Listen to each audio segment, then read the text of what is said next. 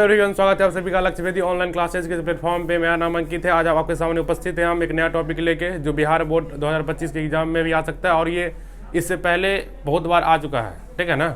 एक बहुत अच्छा कॉन्सेप्ट है साइंस में, आज हम उसको देखेंगे। और ये जो क्लास है, इससे पीछे वाला बहुत सारा क्लास आपका हो चुका है, उसको एक बार जाकर देख लीजिएगा। तो देखते हैं इसमें हमारा क्या है। ठीक है ना। टॉपिक में हमारा क्या है, साइंस का चैप्टर है। उसी क्लास को हम जो इससे पहले यानी कि क्लास कर रहे थे, उसी को हम लोग कंटिन्यू कर रहे हैं। और ये जो है टॉपिक जो है, ये बार बार एग्जाम में आ चुका है, बहुत बार आ चुका है, तो हो सकता है इस बार भी आए। देखिए, टॉपिक है प्रकाश का परावर्तन। ठीक है ना। प्रकाश का परावर्तन आपको दिख रहा होगा। परावर्तन, प्रकाश का परावर्तन क्या है बताइए। कहता है क्या,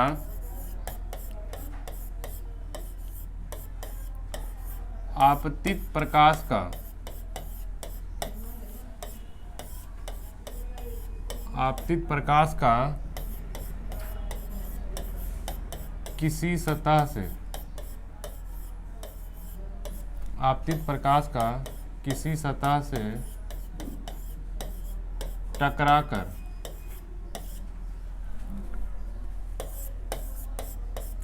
किसी सतह से टकराकर लौटने की घटना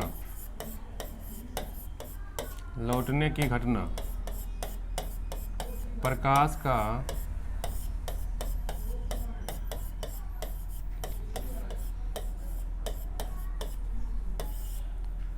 परावर्तन कहलाती है।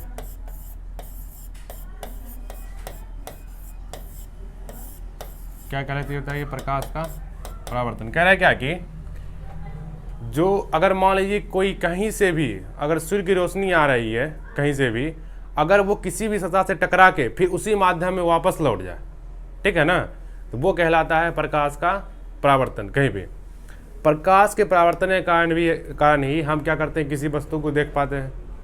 ठीक है।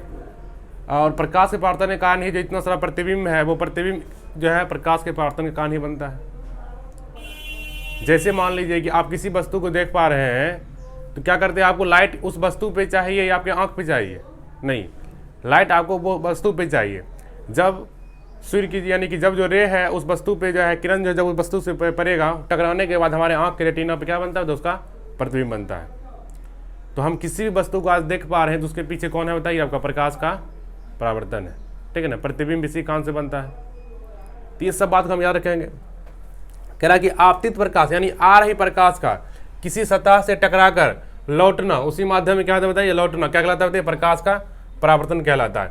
ये बहुत आसान डेफिनेशन, इसको रख लीजिए और सफिशिएंट है, ज़्यादा आपको याद करने का आवश्यकता नहीं है। अब ये है क्या, हमें बात समझते हैं ध्यान से। अगर फोटो से हम लोग क्या करेंगे, इसको समझते हैं। देखिए यहाँ पे मान लेते हैं क्या, ये देखिए, ये एक जो है ना, हम इसको कलर कर रहे हैं। देखिए, कलर नहीं करेंगे तो क्या हो जाएगा बताइए, कलर नहीं करेंगे तो ये हो जाएगा पारदर्शी हो जाएगा, रे जो है वो आर पार हो जाएगा। ये एक मान लेते हैं कि ये समतल दर्पण है। कौन सा दर्पण है बताइए, समतल दर्पण है। और ये इसका मान लेते हैं कि बीच का पॉइंट है। देखिए हम यहाँ पे इसका दे रहे हैं, एक रे जो है चल के आती है और इससे टकरा जाती है।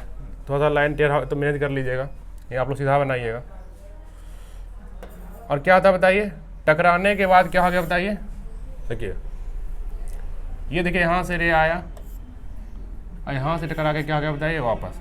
इसके बीच में जो हम बनाएंगे, वो बनाएंगे हम अभिलंब। देखिए ये है, आपको दिख रहा है ना। देखिए ये इसका मान लेते हैं बीच का पॉइंट।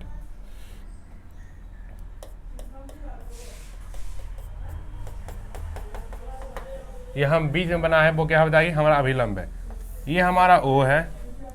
दर्पण का नाम लिख देते हैं क्या, एम और एन लिख देते हैं। ठीक है ना।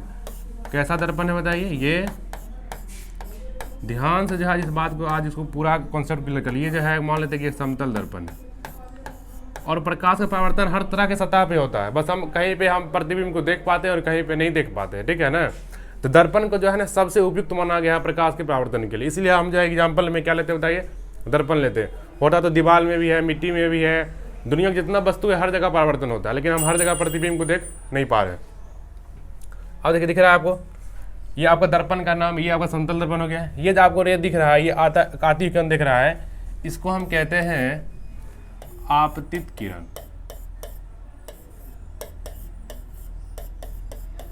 कौन सा किरण कहते हैं बताइए? आपतित किरण, यानी इसको कहते हैं हम इंसिडेंट रे। ठीक है, ये जो किरण दिख रही है टकराने के बाद जो किरण देखिए वापस चला गया, इसको हम कहते हैं परावर्तित किरण। इसको हम क्या कहते हैं बताइए? परावर्तित किरण। इसको हम कहते हैं रिफ्लेक्टेड रे। इसको हम इंग्लिश में प्लेन मिरर कहते हैं। ठीक है, अब देखिए ध्यान से तो, और ये बीच में जो आपको दिख रहा है, इसको हम कहते हैं अभिलंब। क्या कहते हैं बताइए? इसको हम कहते हैं अभिलंब, यानी इसको हम कहते हैं नॉर्मल। ठीक है, पहले समझ लीजिए। देखिए, आपतित किरण यहाँ से आके टकराया, टकराने के बाद क्या करता है, ये वापस आ गया। ठीक है ना, और इसमें याद रखना है आपको कि ये आपको अभिलंब और ये रे, ये दिख रहा है ना आपतित किरण, ये दोनों के बीच में जो एंगल बनता है, इसको हम कहते हैं आपतन कोण। और इसके इधर जो देखिए ये जो एंगल है, इसको हम कहते हैं आर, यानी परावर्तन कोण।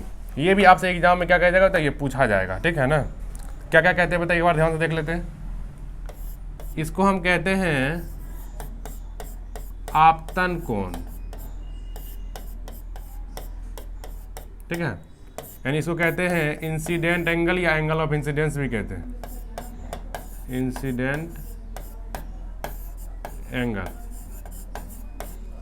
ये दिख रहा है ना आपको, ये आपको, इसको हम कहते हैं परावर्तन कोण, यानी रिफ्लेक्टेड एंगल या एंगल ऑफ रिफ्लेक्शन। आप देखिए ध्यान से कि यहाँ पे जो एंगल आई होता है वो क्या होता है बताइए, एंगल आर के बराबर होता है। यानी कि जो आपतन कोण है वो परावर्तन कोण के बराबर होता है, हमेशा बराबर होता है, याद रखिएगा। ये इसका नियम भी है, मतलब कि जितना एंगल से ये यहाँ पे टकराएगा अभिलंब, जितना ये कोण बनाएगा उतना ही कोण से क्या होगा बताइए, परावर्तित होगा। बहुत सारा बच्चा को लगता है क्या कि देखिए, बहुत सारा बच्चा जो है कन्फ्यूज हो जाते हैं। देखिए, आपतन हम कोण किसको कहते हैं? अभिलंब और आपतित किरण दोनों के बीच के डिस्टेंस को हम कहते हैं आपतन कोण, ना कि जो है हम इस दर्पण और इसके बीच दूरी को कहते हैं। नहीं, आपको क्या करना है, इस बात को पूरा पूरा याद रखना। पहले समझ लीजिए कि ये जो एंगल आपको दिख रहा होगा, ये एंगल आपको, ये दर्पण से एंगल है। ये देखिए, ये हमारा तल है, यानी दर्पण का जो तल है यानी सरफेस है उसका, और ये दोनों के बीच का एंगल है। ये हमारा आपतन कोण नहीं होगा। हमारा आपतन कोण कौन होगा बताइए? कि जहाँ से रे जो टकराया और जो अभिलंब है, ये दोनों के बीच का होगा आपतन कोण। और ठीक उसी प्रकार से ये हमारा परावर्तन कोण नहीं होगा। ठीक है ना, क्योंकि ये जो एंगल बन रहा है वो बन रहा है परावर्तित किरण और दर्पण के बीच में। नहीं, कौन होगा बताइए? हमारा अभिलंब और परावर्तित किरण के बीच के एंगल को हम कहेंगे परावर्तन कोण। इस बात को क्या करना बताइए, हमेशा आपको याद रखना है। ठीक है ना, इससे बहुत बार आपसे सवाल पूछा जाता है कि अगर मान लीजिए, देखिए अगर मान लीजिए ये 30 डिग्री है तो ये भी कितना होगा बताइए, 30 डिग्री है। लेकिन अगर ये मान लीजिए कि आपका 45 डिग्री है तो ये कितना डिग्री होगा बताइए? ये हमें निकालना पड़ जाएगा, क्योंकि देखिए आगे देखिए सवाल में आएगा। तो फिर थोड़ा सा आपको बता देते। देखिए एक एग्जाम्पल आगे लेकर आपको बता देते, एक एग्जाम्पल लेके देखिए, एक छोटा सा फोटो। देखिए मान लेते हैं क्या कि देखिए ये ऐसे परावर्तन हुआ, ये हमारा अभिलंब है। ठीक है ना, अगर मान लीजिए कि ये, इसको डॉट लाइन से बना देते हैं।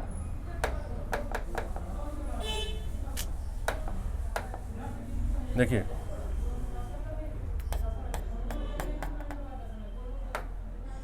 अगर आपको ये बोले कि जो एंगल है वो दर्पण के साथ में बना रहा है, मान लेते हैं 40 डिग्री, ठीक है ना, दर्पण के साथ में, तो अब परावर्तन कोण कितना होगा? देखिए ये जो पूरा एंगल दिख रहा है आपको, ये पूरा एंगल ये होता है हमारा 180 डिग्री। और ये जो आप नॉर्मल देख रहे हैं ये पूरा है कितना है बताइए? ये आपका है पूरा 90 डिग्री पे। ठीक है ना, और 90 डिग्री में इतना दूर का जो डिस्टेंस दिया हुआ है, एंगल दिया हुआ वो है 40 डिग्री। 90 में जब 40 घटाएंगे तो ये हमारा कितना हो जाएगा बताइए? 50 डिग्री। यानी यहाँ पे जो हमारा आपतित किरण जो आई है वो आई है कितना? 50 डिग्री से। तो परावर्तित कितना होगा बताइए? 50 डिग्री से। बहुत सारा बच्चा क्या करता है, ध्यान से समझता नहीं है कि कौन किसके साथ बना है, दर्पण के साथ बना है या अभिलंब के साथ बना है। क्या करेगा, जैसे देखेगा 40 ऑप्शन में मार देगा 40। आपको ये काम गलती नहीं करना है। तो एक बात आप एक बार जो है फिर से बात आप समझ लीजिए। कह रहा है कि आपतित प्रकाश का किसी सतह से टकराकर लौटने की घटना क्या कहलाती होती है, प्रकाश का परावर्तन। कुछ आपको बात बता, जैसे देखिए कि चांदी है, चांदी को प्रकाश का सबसे अच्छा परावर्तक सबसे अच्छा परावर्तक सतह माना जाता है। यानी चांदी जो है वो क्या है बताइए, प्रकाश का सबसे अच्छा परावर्तक है। ये आपको क्या करना बताइए, आपको याद रखना। और क्या बोलेंगे बताइए, दर्पण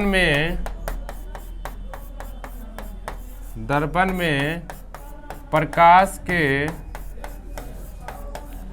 परावर्तन को स्पष्ट देखा जा सकता है। ठीक है ना, दर्पण में प्रकाश के परावर्तन को स्पष्ट देखा जा सकता है। यानी इसीलिए हम दर्पण का क्या करते हैं बताइए, बार-बार एग्जाम्पल लेते हैं। फिर क्या हम लिख सकते हैं बताइए, और हम कुछ एक दो पॉइंट इसी में लिखा देते हैं।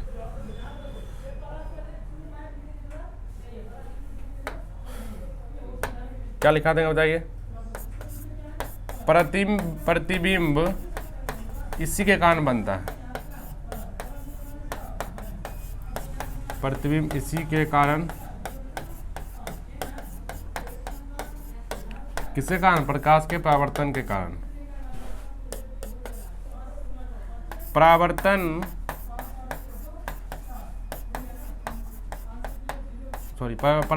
के कारण ही हम वस्तुओं को देख पाते हैं। वस्तुओं को, ये सब क्या करना है आपको, छोटा छोटा बात जो है ना याद रखना। ठीक है ना, ये सब आपको छोटा छोटा बात क्या करना होता है, आपको पूरा पूरा याद रखना है। क्या क्या रखें बताइए, आपतित प्रकाश का किसी सतह से टकराकर लौटने की घटना क्या कहलाती है बताइए, प्रकाश का परावर्तन कहलाती है। चांदी जो है प्रकाश के परावर्तन सबसे अच्छा उदाहरण है। दर्पण में प्रकाश के परावर्तन को स्पष्ट रूप से देखा जा सकता है। फिर क्या बताइए आपका, प्रतिबिंब इसी कारण से बनता है। परावर्तन के कारण ही हम वस्तुओं को क्या कर पाते हैं, देख पाते हैं। तो ये तो आपका चलिए हो गया, इसमें तो आपको कोई दिक्कत नहीं होना चाहिए।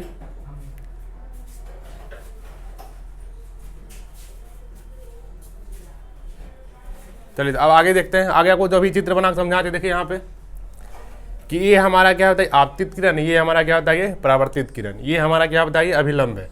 अब जो हम इसका नामकरण भी कर देते हैं ताकि आगे आगे आपको काम आए। देखिए ये आप O है, ये M है, N, इसको हम रख देते हैं P, ये X मान लेते हैं, ये मान लेते हैं हम Y। देखिए बहुत बार लोग जो है ABCD मानता है, उसे क्या हो जाता है, रटा जाता है। रटा ही नहीं, आप नाम चेंज करते रहिएगा तो आपको समझ में आएगा। देखिए यहाँ पे जो है सबसे पहले MN क्या है बताइए, इसके बाद हम लिख देते हैं यहाँ पे, एक काम करते हैं हम यहाँ लिख देते हैं।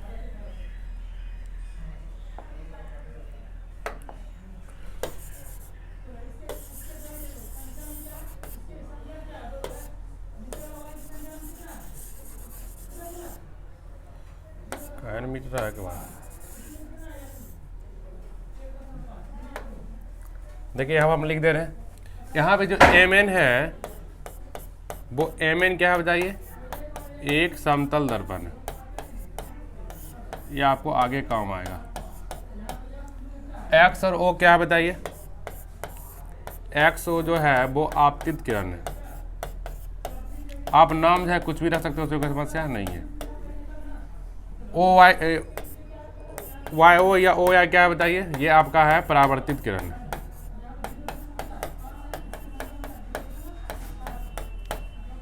OP क्या है बताइए आपका, OP आपका अभिलंब है। ठीक है, यहाँ पे आपका इंसिडेंट एंगल कौन है बताइए, एंगल I कौन है, देखिए यहाँ पे ध्यान से, ये है आपका X O और P, X O और P। एंगल R आपका कौन है बताइए, P O और Y। अब क्या करना है ये आपको याद रखना। याद रखना, यानी आप जैसे जैसे नाम रखिएगा वैसे ये आगे आपको काम आएगा। ठीक है, अब देखिए परावर्तन जो होता है वो परावर्तन होता है दो तरह का। ठीक है, एक को हम कहते हैं नियमित परावर्तन, ठीक है, रेगुलर रिफ्लेक्शन। एक होता है आपका अनियमित परावर्तन, इरेगुलर रिफ्लेक्शन। ठीक है ना। अब देखिए ये परावर्तन जो है वो नियमित होगा या अनियमित होगा, ये सतह पे डिपेंड करता है। अगर कोई सतह मान लीजिए चिकना है, प्लेन है, वहाँ पे 110% क्या होता है, नियमित परावर्तन होगा। अगर कोई सतह मान लीजिए ऊबड़ खाबड़ है, चिकना है, जैसे मान लीजिए रोड आप देखते हो कैसा होता है, ऊबड़ खाबड़ कभी कभी होता है। जैसे कोई मान लीजिए कि कोई दीवार है, ऊबड़ खाबड़ होता है। ठीक है ना। तो अगर सतह जब ऊबड़ खाबड़ है वहाँ पे क्या होगा बताइए, अनियमित परावर्तन होगा, क्योंकि वहाँ पे जो है जो प्रकाश की किरणें हैं वो परावर्तन के पश्चात समांतर नहीं रह पाएगा, यानी क्या बताइए, एढ़ा टेढ़ा कहीं से निकल जाएगा। समझ रहे बात को। जब एढ़ा टेढ़ा कहीं से निकल जाए उसको हम कहते हैं अनियमित परावर्तन। जब सीधा रहे, यानी परावर्तन से पहले और परावर्तन के बाद दोनों में सीधा रहे, जैसे देखिए ये सीधा है, तो ये एक तरह से नियमित परावर्तन का क्या है बताइए, उदाहरण है। आपको क्या करना है, ये बात याद रखना, आगे आपको हम समझाते हैं। देखिए कह रहा है क्या कि यहाँ पे सबसे पहला आ गया कि परावर्तन के नियम। देखिए अगर हम जाएंगे परावर्तन के नियम पे, परावर्तन का जो है ना 2 नियम होता है, और ये नियम जो है ना कोई रट्टा नहीं मारना, ये नियम आपको ऐसे ही याद रहेगा। सबसे पहले परावर्तन के लिखेंगे हम यहाँ पे क्या, सबसे पहले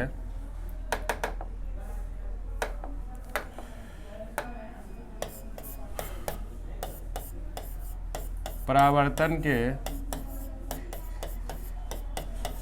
2 नियम होते हैं। कितना बार आपसे इससे पूछा जाएगा कितने नियम होते हैं, क्या बोलेंगे बताइए, परावर्तन के 2 नियम होते हैं। अब कौन कौन सा नियम होता है। सबसे पहला देखिए, सबसे फर्स्टली आपको याद रखना है क्या, जो आपको हम बताए हैं वही बात रखना क्या कि जो आपतन कोण है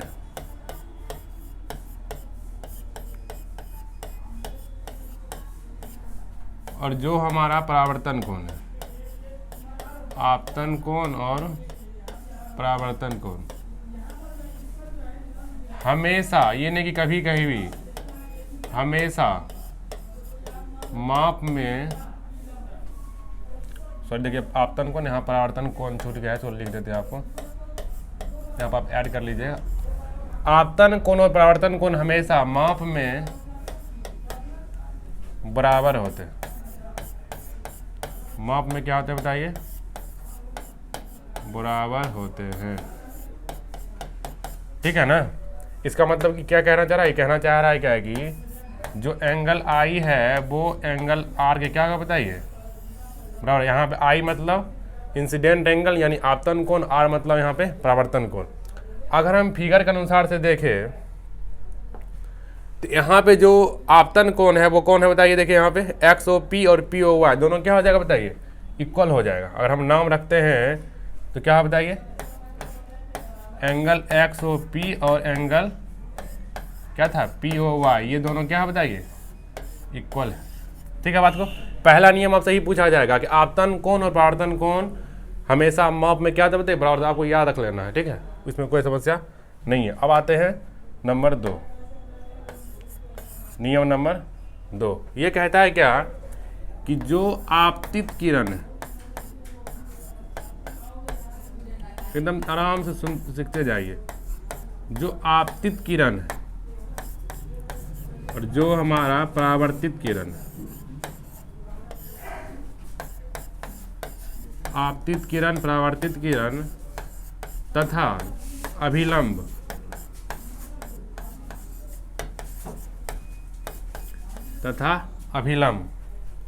तीनों एक ही बिंदु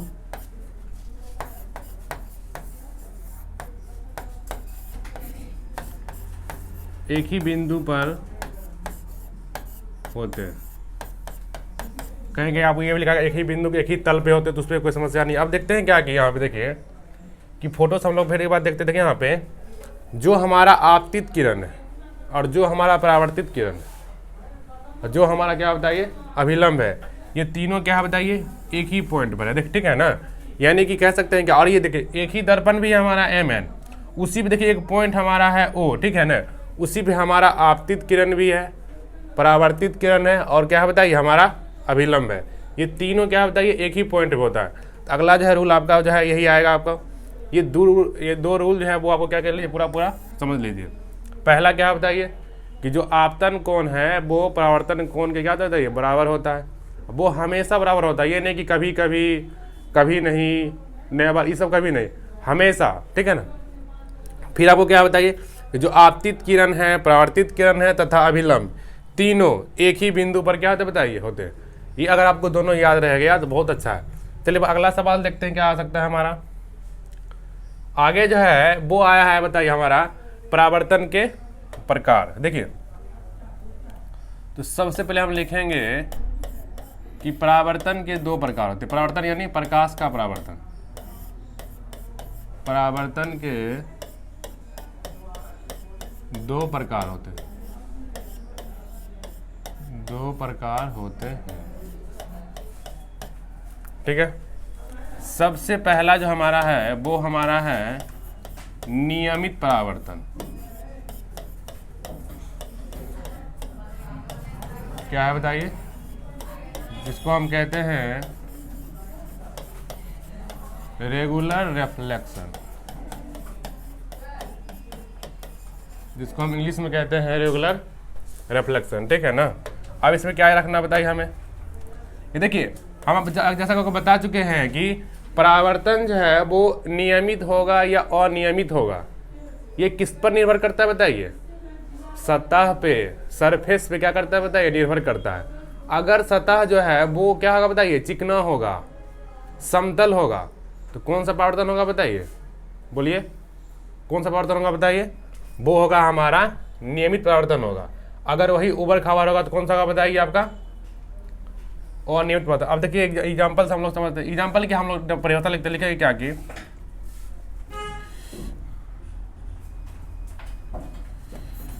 चिकना सतह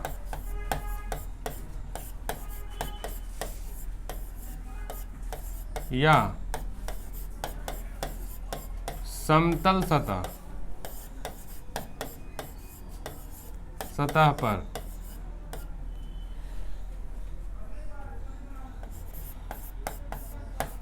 पर टकराने वाली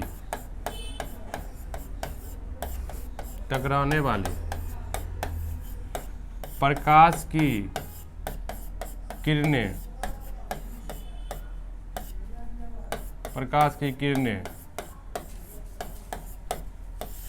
परावर्तन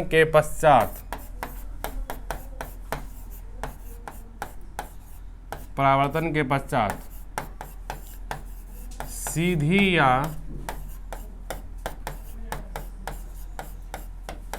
समांतर गमन करे तो वह नियमित परावर्तन कहलाता है। तो वह नियमित परावर्तन कहलाता है। अब देखो यहाँ पे क्या देखिए, यहाँ पे एक फोटो हम लोग समझते हैं। आप देखिए यहाँ पर नहीं बन पाएगा फोटो हम दूसरा जगह बना देते हैं। देखिए फोटो में देखिए यहाँ समझते हैं कि ये देखिए एक प्लेन मिरर है, ठीक है ना। अब देखिए ये प्लेन है एकदम, क्या बताइए, प्लेन है।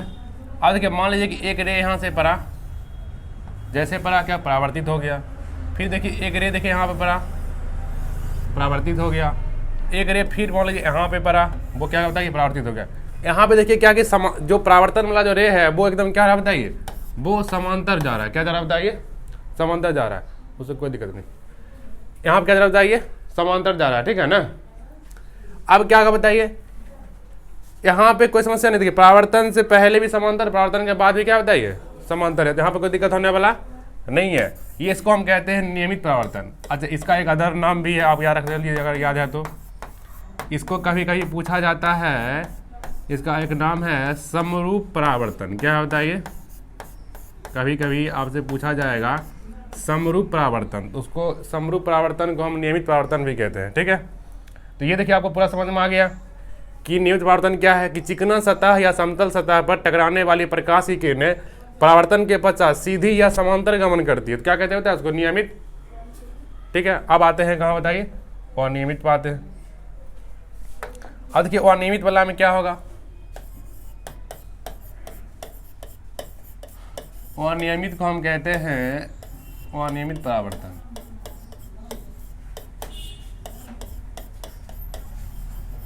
Irregular reflection. इसमें क्या होगा बताइए, अगर मान लीजिए कोई सतह है जो ऊबड़ खाबड़ है, ठीक है ना, लिखेंगे क्या,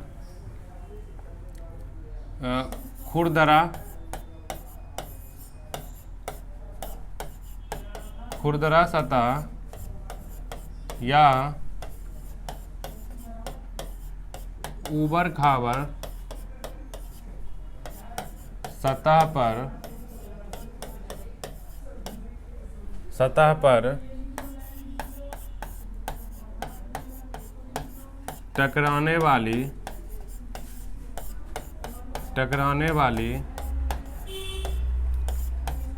प्रकाश की किरणें परावर्तन के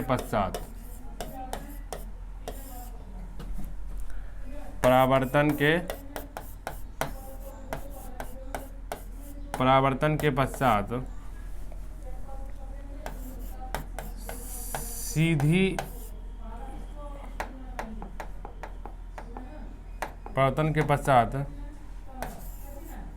टेढ़ी मेढ़ी, टेढ़ी ऐसे नहीं होगा,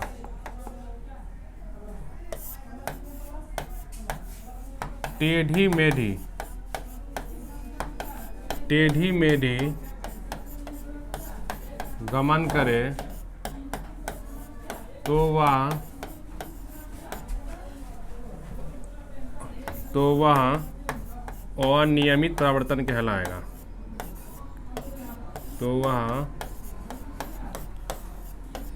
अनियमित परावर्तन कहलाता है। अब देखिए इसमें क्या है, आपको ध्यान से देखिएगा, हम ध्यान समझिए क्या कैसे है कि एक फोटो बना हम लोग समझते हैं। देखिए कि ये जो है मान लीजिए एक सरफेस है, सतह है, ये देखिए प्लेन है, लेकिन यहाँ पे प्लेन नहीं बनाएंगे, यहाँ पे देखिए थोड़ा सा क्या बनाएंगे, देखिए ऊबड़ खाबड़, देखिए ऐसे एकदम पूरा। अब क्या होगा, मान लीजिए क्या कि रे यहाँ पे टकराया, मान यहाँ चला गया, देखिए यहाँ पे टकराया, इधर चला गया, देखिए कितना खराब तरीका से देखिए परावर्तित हो रहा है, ठीक है ना। और कोई मान लीजिए यहाँ से आके यहाँ टकराया, ठीक है, वो और खराब काम किया और इधर चला आया, ठीक है। यानी कि कोई जो है ना, कोई यहाँ पे जो है अच्छा तरह से परावर्तन नहीं कर रहा है, कोई भी, सब क्या होगा बताइए, सब हो गया एकदम टेढ़ा मेढ़ा। इसी के लिए इसको हम क्या कहते हैं बताइए, अनियमित। कोई रूल ये फॉलो नहीं करता, मतलब रूल फॉलो तो करता है, लेकिन यहाँ पे जो उसका परावर्तन का जो नियम है, यानी कि जो परावर्तित रे है वो क्या हो जाता है बताइए, वो टेढ़ा मेढ़ा हो जाता है, ठीक है ना। बाकी सब तो ठीक है। तो चलिए आज हम लोग यहाँ पे क्या क्या समझे, एक बार रिविजन कर लेते। सबसे पहले हम लोग समझे कि प्रकाश का परावर्तन क्या है, ठीक है, हम इसके बारे में पूरा लिखा दिए हैं आपको। फिर आगे देखिए हम लोग क्या समझे बताइए, इस फोटो देखिए पूरा एकदम समझ लीजिए, यहाँ पे कौन क्या था, यहाँ पर हम एक एक बात को लिख दिए हैं कि कब डिग्री कहाँ से बनेगा, कब कहाँ से बनाइए, ये बात पूरा आपका नोट हो चुका है। फिर आगे यहाँ पे देखिए, आप यहाँ क्या है बताइए, इसका नियम हम लोग पूरा समझ चुके हैं, प्रकाश परावर्तन का नियम क्या है। फिर परावर्तन के कितने प्रकार हैं, देखिए ये हम यहाँ पे समझ चुके हैं। अब आगे एक और टॉपिक जो बच जाता है वो क्या है बताइए हमारा, अच्छा विवर्तन तभी नहीं करने वाले हम लोग। आगे जो हमारा बच जाता है कुछ महत्वपूर्ण बात, कुछ महत्वपूर्ण पॉइंट आपको याद रखना है, महत्वपूर्ण बिंदु। अब ये बिंदु है क्या क्या, जैसे आपसे अगर पूछा जाएगा कि परावर्तक सतह किसे कहते हैं, इससे क्या होता है कि कभी कभी बोर्ड में छोटा छोटा सवाल जो है आपको उठा के क्या करेगा, पूछ देगा, ठीक है ना, कि परावर्तक सतह क्या है, परावर्तक सतह क्या है। इसको हम अंग्रेजी में कहते हैं रिफ्लेक्टेड सरफेस। क्या कहते हैं बताइए, कहते हैं क्या, ध्यान से एकदम याद कैसे रखेंगे, वह सतह जो प्रकाश का परावर्तन करे, बस वह सतह जो प्रकाश का परावर्तन करे उसे क्या कहेंगे बताइए? उसे परावर्तक सतह कहते हैं। उसे परावर्तक सतह कहते हैं। अब एक उदाहरण अगर आपसे पूछे, उदाहरण में बहुत सारा वस्तु है, ठीक है ना। फिलहाल तो हम उदाहरण में दर्पण तो लिख ही सकते हैं कि दर्पण देखिए क्या बताइए, दर्पण क्या है बताइए? एक परावर्तक सतह है। अगर आप लोग दर्पण का परिभाषा जानते हो तो आप पढ़े होंगे, वह सतह जो नियमित रूप से प्रकाश का परावर्तन करे उसे क्या कहते हैं बताइए? दर्पण कहते हैं। फिर पहला ये हो गया। दूसरा क्या रखेंगे बताइए? दूसरा पॉइंट, दूसरा पॉइंट में आपसे पूछेगा आपतित किरण क्या है?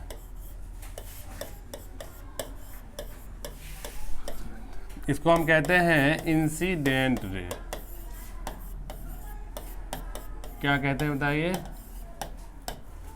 अब इसको क्या, इसका उदाहरण क्या लिखेंगे बताइए? लिखेंगे वह किरण जो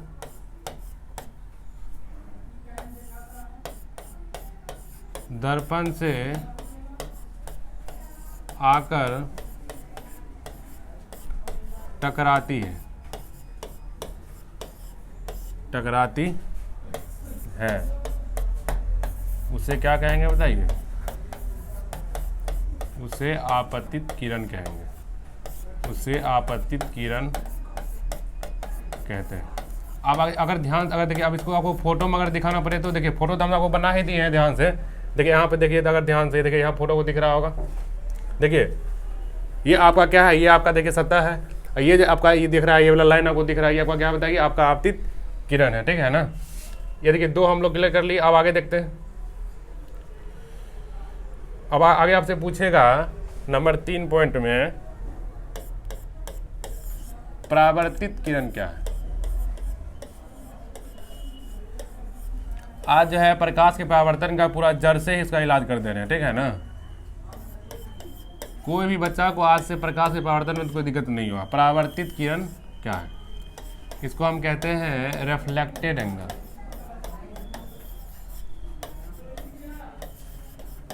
रिफ्लेक्टेड एंगल। अब देखिए यहाँ पे इसका परिभाषा क्या लिखेंगे?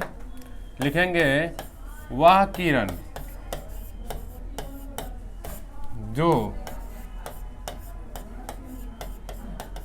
टक्कर के बाद, सतह से टक्कर के बाद, ठीक है ना। अब परिभाषा का सुधार लिखना होगा, कैसे लिखेगा?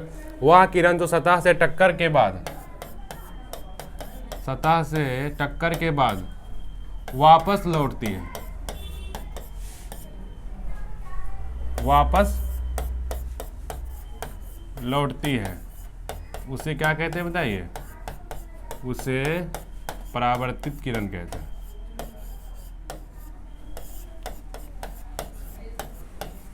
उसे परावर्तित किरण कहते हैं। अगला आपसे क्या पूछेगा? देखिए आप समझ चुके। अगला आपसे क्या पूछेगा कि अभिलंब क्या है? अभिलंब में जो है बहुत सारा बच्चा क्या होता है बताइए? रुक जाता है कि अभिलंब क्या पूछ दिया, जबकि ऐसा कोई बात है नहीं। अभिलंब यानी नॉर्मल। देखिए परिभाषा जो है ना हम लोग खुद से बना सकते हैं। देखिए यहाँ पे ये मान लीजिए कि दर्पण का हमारा सतह है, आपको पता ही होगा। तो देखिए ये लंबवत रेखा दिख रहा है, लंबवत, ये जो 90 डिग्री का क्या बनाता है बताइए? 90 डिग्री का कोण बनाता है दोनों तरफ। यही तो हमारा अभिलंब है। इसी को देख हम परिभाषा बना देंगे। इसमें क्या है देखिए, परिभाषा कैसे बना देंगे? दर्पण के सतह पर, दर्पण के सतह पर लंबवत रेखा, लंबवत रेखा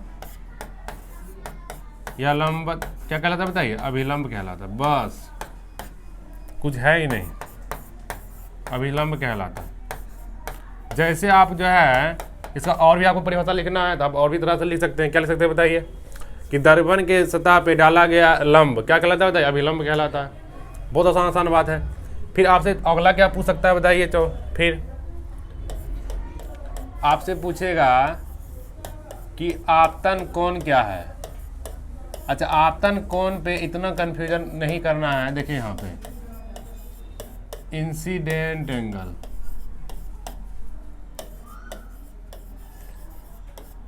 देखिए बोर्ड में जो है ना, अब एक नया टाइप का सवाल चला है। देखिए इंसिडेंट एंगल हो क्या होता है, देखिए ये हमारा क्या है बताइए, सतह है।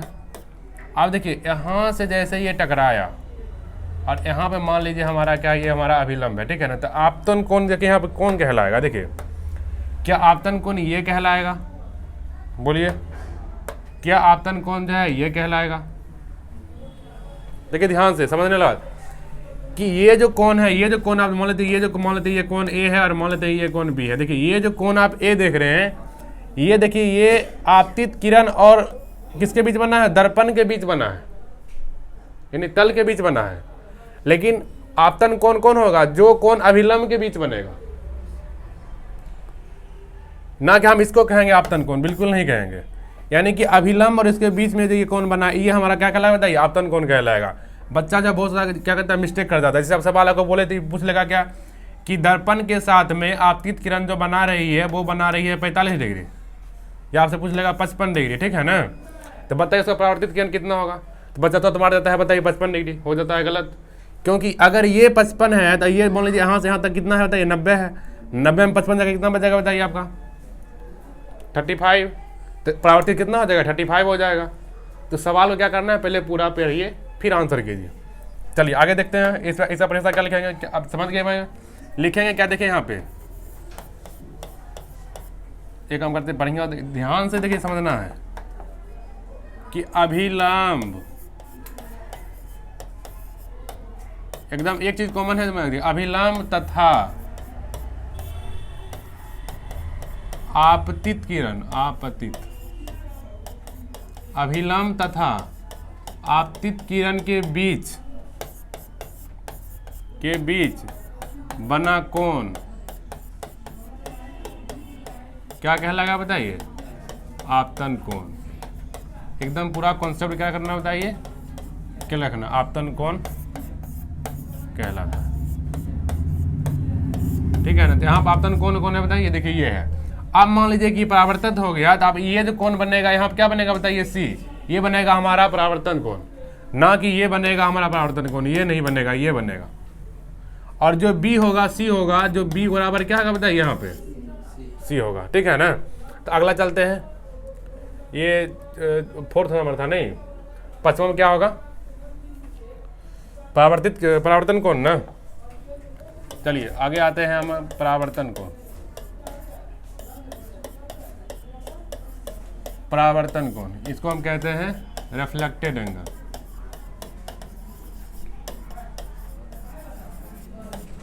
क्या बोलेंगे बताइए कि अभिलंब तथा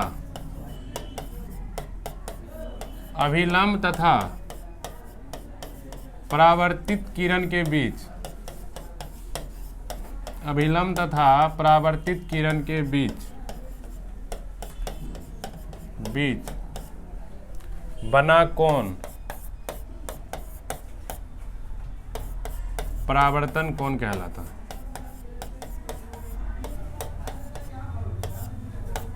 परावर्तन कोण कहलाता है।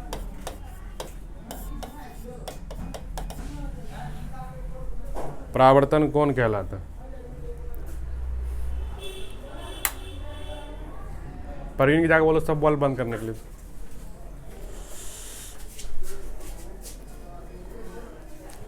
देखिए समझ गए बात को। अब और भी कुछ बचा हुआ क्या, एक बार चेक कर लेते हैं जल्दी से।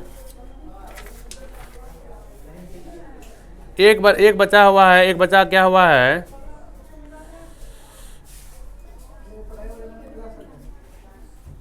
एक बचा हुआ है कि आपतन परावर्तक सतह हो गया, आपतित किरण हो गया, परावर्तित किरण अभिलंब हो गया, आपतन किरण हो गया, आपतन बिंदु, अच्छा आपतन बिंदु बचा हुआ है। आपतन कोण परावर्तन कोण करा दिए, अभिलंब भी करा दिए। यार मिला लेते हैं, 1 2 3 4 5 6। देखिए अब एक बचा हुआ है और उसको करवा लेते हैं। वो है क्या, एक नया सवाल आया है क्या, कि नया सवाल ये आया है कि आपतन बिंदु क्या होता है। देखिए आपतन बिंदु आपको दिखा देते हैं क्या, कि आपतन बिंदु जब पूछे किसके बारे में पूछ रहा है। देखिए आपतन बिंदु जो पूछ रहा है वो पूछ रहा है इसके बारे में, इसके बारे में, ठीक है ना। एक ही बिंदु पे आके जो सारा काम हो रहा है, ठीक है ना, चाहे आतिथ्यन हो, चाहे अभिलंब हो, चाहे प्रतिथ्यन हो, वो एक ही पॉइंट पे आके जो घटना सारा हो रहा है, इसी को हम कहते हैं आपतन बिंदु। ठीक है ना, तो इसको आप लोग पूरा क्या कर लीजिएगा, लिख लीजिएगा। ठीक है, तो ये देखिए, ये आपका जो है पूरा एकदम क्लियर हो चुका है कॉन्सेप्ट। देख लीजिए ध्यान से शुरू से लेकर अंत तक।